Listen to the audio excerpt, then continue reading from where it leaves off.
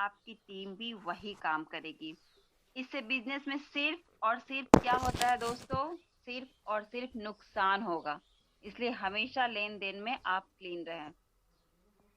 4 point, never dos, इन चारों को ना करें।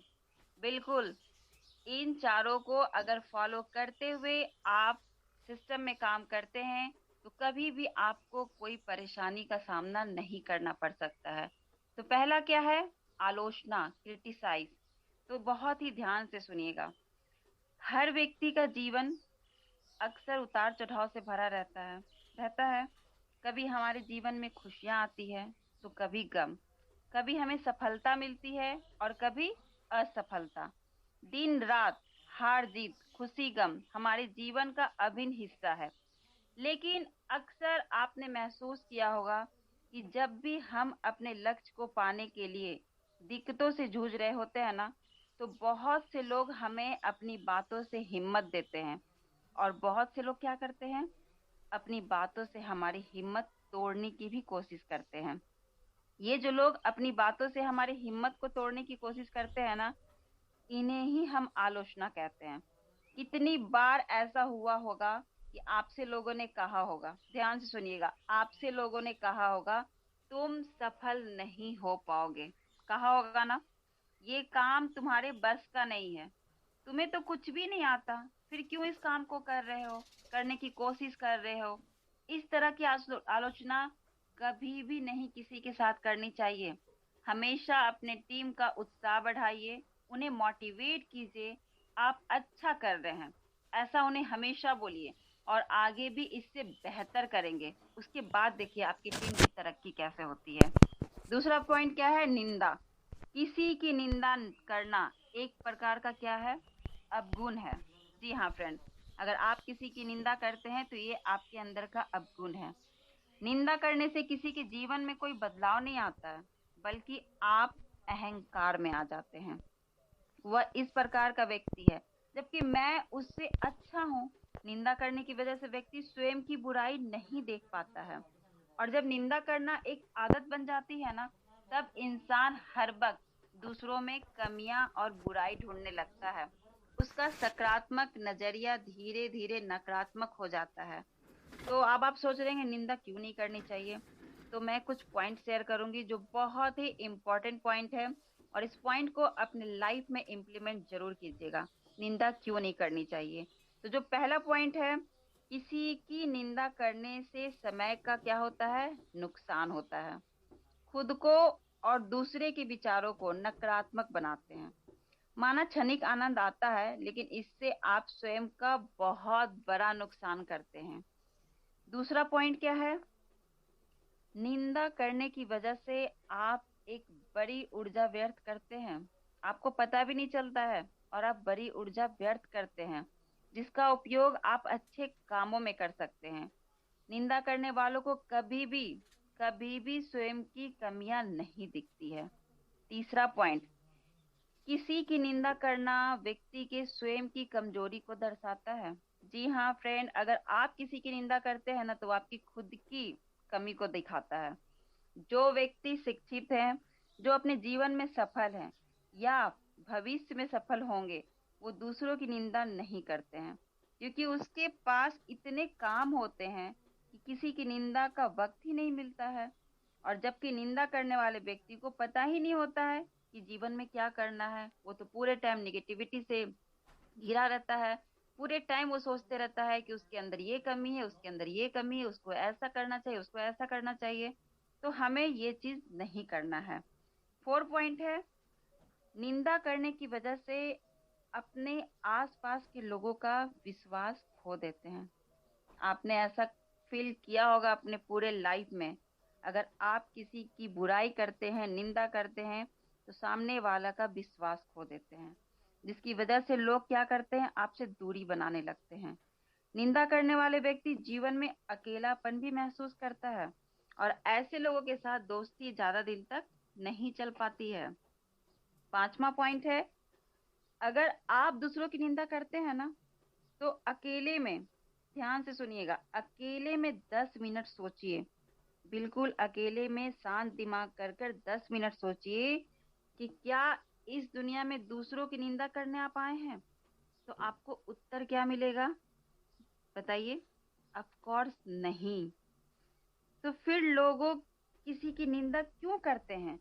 अगर कोई अपने आसपास की सच्चाई सबको ही जानता है कि सब कैसे हैं, तो उसकी बुराई क्यों करते हैं? वहां पर अपना एनर्जी क्यों लॉस करते हैं? क्यों समय की बर्बादी करते हैं? अगर ये सारी बातों को छोड़कर अपने काम पर ज्यादा फोकस करें, तो सोचिए आपकी सिर्फ और सिर्फ तरक्की ही होगी। 6 पॉइंट्स नोट कीजिए। जीवन बड़ा ही सुंदर है ना? तो इसे व्यर्थ के अवगुण में उलझाकर इसकी सुंदरता को नष्ट क्यों करें? नहीं करना चाहिए। अगर आप में दूसरों की निंदा करने की आदत है, तो अभी और इसी वक्त, आज दिन भी बहुत शुभ है, महाशिवरात्रि का दिन है, अपने सारे ईगो, अपने सारे अहम को आज से ही छोड़ दीजिए, तो आपको सफलता बहुत ही जल्द मिलेगी। अगर आप किसी में बुराई देखते हैं, तो उस व्यक्ति से ही अकेले में उसकी बुराई बताइए। इससे उसमें सुधार होगा और आप निंदा करने से बच जाएंगे। अगर वो अच्छा व्यक्ति होगा, तो आपको इस आपका यह एहसान कभी नहीं भूलेगा। और अगर बुरा व्यक्ति होगा, तो आपसे दूरी बना लेगा। तो इस प्रकार की निंदा में किसी का लाभ भी संभव है, और इस प्रकार आप किसी की मदद भी कर पाएंगे। तो कभी भी किसी के फॉल्ट्स को, कभी भी किसी गलती को, उसको अकेले में समझाने का प्रयास कीजिए, ना कि चार लोगों के बीच में उसकी बेइज्जती कीजिए। तीसरा पॉइंट क्या है यहाँ पर? कंप्लेन, शिकायत। कभी भी किसी आलोचना ना करें, शिकायत ना करें, और किसी की बात का खंडन ना करें। आलोचना, शिकायत कर कर हम किसी में सुधार नहीं कर सकते हैं, बल्कि हम उसे अपना दुश्मन बना लेते हैं। बिल्कुल आपने सही सुना दोस्तों। आप किसी की आलोचना और शिकायत कर कर उसको सुधार नहीं सकते, बल्कि वो आपका दुश्मन बन जाता है। तो फ्रेंड्स, आपको इस बिजनेस में अगर बड़ी कामयाबी हासिल करना है, तो कभी भी किसी अपने अपलाइन, डाउनलाइन और क्रॉस लाइन के बारे में आलोचना, बुराई या शिकायत ना करें। हमेशा इन चीजों से बच के रहें। आप हमेशा अपने अपलाइन और डाउनलाइन और क्रॉस लाइन की तारीफ कीजिए। जितनी आप तारीफ करोगे, उतना ही आपका बिजनेस बढ़ेगा। अगर आपके डाउनलाइन के द्वारा कोई गलत काम भी हो गया है, तो उसे सबके सामने मत कहिए। अकेले में बुलाकर उसे प्यार से समझाइए, ताकि वह अगली बार वही गलती नहीं दोहराए। और दोस्तों, आपको एक बात भी ध्यान रखना चाहिए। जो लोग दूसरे लोगों की आलोचना करते हैं ना, वह हमेशा किसी भी प्रकार के क्षेत्र में नीचे की तरफ ही जाते हैं, कभी भी सफलता प्राप्त नहीं कर सकते हैं। बहुत ही ये छोटी छोटी बातें हैं, छोटे छोटे पॉइंट्स हैं। इसे अपने लाइफ में इम्प्लीमेंट हमेशा करना चाहिए। अगर हमें भी सीनियर लीडर्स की तरह सफलता प्राप्त करना है, तो ऐसी छोटी छोटी बातों को दरकिनारा करना चाहिए और हमें आगे की ओर बढ़ना चाहिए। और सबसे इम्पोर्टेंट क्या है? कंपेयर, तुलना। ये पॉइंट्स को बिल्कुल ध्यान से सुनिएगा, क्योंकि ये जो कंपेयर वाली बात होती है ना, ये बहुत ही कष्ट वाली बात होती है, बहुत ही घातक वाली बात होती है। और इस पॉइंट्स को अपने दिलो दिमाग में बिल्कुल बैठा लीजिएगा। तो कंपैरिजन है तो ये सब, लेकिन जब भी ये दो लोगों के बीच आता है ना, तो वो हमेशा क्या देता है? तकलीफ ही देने वाला होता है। कंपैरिजन शब्द कितना खतरनाक हो सकता है किसी भी इंसान के लिए, किसी भी एज ग्रुप पर्सन के लिए। एक बच्चा, ध्यान से सुनिएगा, एग्जाम्पल के तौर पे, एक बच्चा जब छोटा है, स्कूल जाता है, तो उसके मार्क्स कम आते हैं। उसके माताजी क्या करते हैं? कंपैरिजन करते हैं क्लास के किसी भी दूसरे बच्चे के साथ। बच्चा जब बड़ा होता है, कॉलेज जाता है, वहां पर भी कंपैरिजन होता है उसके फ्रेंड के साथ। उसकी जब जॉब लगती है, तो कंपैरिजन क्या होता है वहां पर? उसके ऑफिस कलीग के साथ। जैसे जैसे बड़ा होता जाता है, सोसाइटी में आता है, सोसाइटी में सोशल पर्सन बनता है, तो वहां पर भी उसका दूसरे से कंपैरिजन होने लगता है। और ये कंपैरिजन सब उसके किस लेवल तक उसके लिए घातक साबित हो सकता है, ये पूरी बात मैं आपको आज की शेयरिंग में बताऊंगी। क्योंकि इसके बाद जो मैं बताने वाली हूँ ना, ये बहुत ही इम्पोर्टेंट बात है। ये कंपैरिजन मात्र एक सब, पूरी ध्यान से सुनिएगा, ये कंपैरिजन मात्र एक सब पूरी जिंदगी को तबाह कर सकता है और कभी भी ये जिंदगी बनाता नहीं है दोस्तों, केवल केवल बिगाड़ता है। आप जब कभी भी किसी इंसान को कंपेयर करते हैं तो दो ही चीज निकल कर सामने आती है। क्या आती है? या तो किसी भी इंसान को उससे टैलेंट में ऊपर पाते हैं, या तो उसको टैलेंट से नीचे पाते हैं। वही पॉसिबिलिटी बनती है ना। तो देखेंगे कि आप उससे ऊपर हो जाते हैं या तो आप उससे टैलेंट में नीचे हो जाते हैं। अगर आप किसी पर्सन से नीचे हो जाते हैं टैलेंट में, तो आपको ऐसा लगता है कि आपकी इंसल्ट हो रही है। तो यहाँ भी एग्जाम्पल के तौर पे समझिए, पिताजी अगर कहते हैं कि तुम्हारे मार्क्स कम आए, क्यों आए?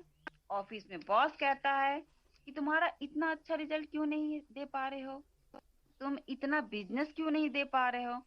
कॉलेज में अगर प्रिंसिपल आपसे कहते हैं कि तुम इतना अच्छा परफॉर्मेंस क्यों नहीं दे पा रहे हो, तो वहां पर भी आपको इंसल्ट फील होती है। जब कभी भी कंपैरिजन में आप किसी से नीचे पाए जाते हैं, तो आप हमेशा वहां पर बेइज्जती महसूस करते हैं। जी हाँ दोस्तों, आप वहां पर बेइज्जती महसूस करते हैं। आप अपने आप को छोटा महसूस करते हैं, आप अपने आप को निम्न तक महसूस करते हैं। और उस कंडीशन में आपका लेवल, जो आपका थॉट लेवल, आपका कॉन्फिडेंस लेवल, वह बहुत ही ज्यादा डाउन होता चला जाता है। आपको गुस्सा आता है। इस सिचुएशन में आपको आंखों में आंसू निकलना शुरू हो जाता है ना। तो आपको दुख होता है, तकलीफ होता है, और ये परेशानियां होती है कि आपको ये एहसास कराया गया है कि आप किसी से छोटे हो, और क्यों हो, इसका जवाब आपको और सिर्फ आपको देना होता है।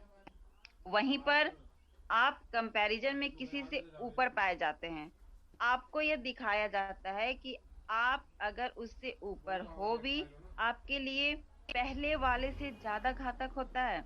क्योंकि आप जब भी किसी से ऊपर टैलेंट में पाते हैं, तो कंपैरिजन में तो आपको आपके चेहरे पर उस वक्त की जो मुस्कुराहट होती है ना, वो क्या होता है?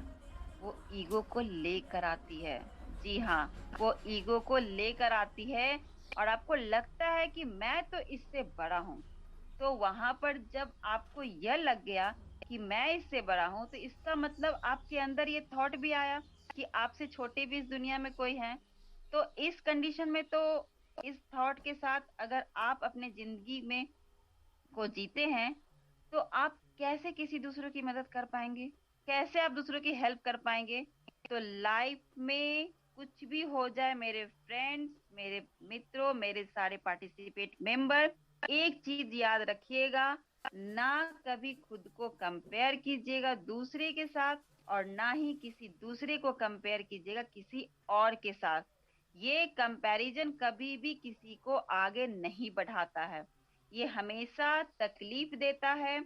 आप किसी से ऊपर हो या तो किसी से नीचे हो, तो ये मैसेज हर किसी तक पहुंचाइए, ताकि ये कंपैरिजन नामक शब्द लोगों के रिश्ते के बीच से हट सके, और हर किसी के रिश्तों के बीच में केवल और केवल खुशियां ही खुशियां आए। जी हाँ फ्रेंड, तो ये बहुत ही इंटरेस्टिंग टॉपिक है।